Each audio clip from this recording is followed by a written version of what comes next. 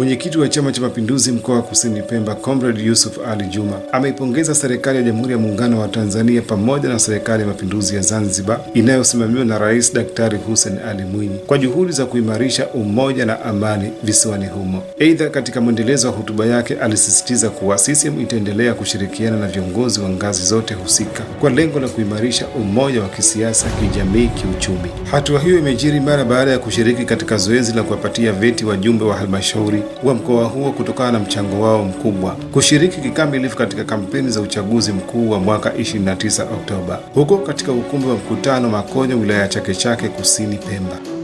Maana moja katika jukumu letu la kazi kuhakikisha kwamba maeneo yetu yote tunayoyaongoza yako katika hali ya ulinzi na usalama ndani ya maeneo haya. Sasa mimi niseme tu kwa niaba ya Chama cha Mapinduzi mkoa wa Kusini Pemba, tunaipongeza kwa dhati serikali zote mbili kwa kufanya uchaguzi ukiwa na amani na utulivu bila kikwazo chochote katika jamii. Sasa sababu tuliweza kufanya uchaguzi basi na matatizo, tuendeleeni kuilinda amani na utulivu ili tuendelee kutekeleza majukumu yaliyoko mbele. Baada ya maelezo. Ukiweka kando mbali na hayo, katibu mwenezi wa CCM wa mkoa huo ndugu Fatihia Hemed Said akitoa tamko cha kikao hicho kwa upande wake amesema kikao cha halmashauri kuu ya CCM mkoa wa Kusini Pemba kilichofanyika leo Jumatano tarehe 17 mwezi wa 12 2025 chini ya mwenyekiti wake Comrade Yusuf Ali Juma, pamoja na mambo mengine, kimeazimia yafuatayo. Kwanza, kinampongeza Mheshimiwa Dr. Samia Suluhu Hassan, mwenyekiti wa Chama cha Mapinduzi, kwa kuchaguliwa kwa kura nyingi kuwa rais wa Jamhuri ya Muungano wa Tanzania katika uchaguzi mkuu uliofanyika Oktoba 29, 2025.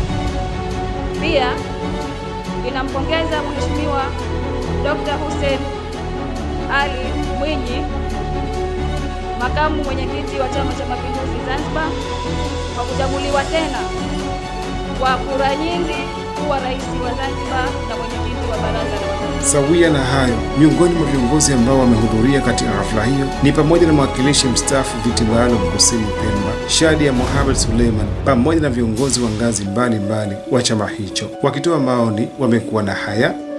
Mimi nichukua fursa hii kwa dhati ya nafsi yangu kwanza kupongeza chama chetu mkoa wa Kusini Pemba. Kiukweli nisema haijawahi kutokea. Mimi ni mwanasiasa mkongwe, lakini hicho walichokifanya wao hakijawahi kutokea. Leo sisi tumeitwa hapa kuja kukabidhiwa vyeti. Ni kitu ambacho hakijawahi kutokea kwa sababu tunajua tumeweza kushiriki katika chaguzi mbalimbali zilizopita katika mkoa wetu wa Kusini Pemba, lakini hii ni sehemu ya aina yake. Kwa hiyo kwa dhati ya nafsi yangu nikishukuru chama mkoa wa Kusini Pemba kiongozwa na mkurugenzi wetu Baba Yusuf mzee wetu akiungana na katibu wetu wa mkoa. Wamefanya kitu cha historia. Lakini pia sisi ambao tumepewa hii vyeti, kwa kweli tunashukuru sana chama chetu kwa kutupatia cheti, lakini pia wanakumbuka, wanathamini jitihada zetu ambazo tumezitoa katika kuhakikisha kwamba chama chetu kinashinda kwa Nikiripoti langu jina ni mimi Mohamed Othman na hii ni Rada Online TV.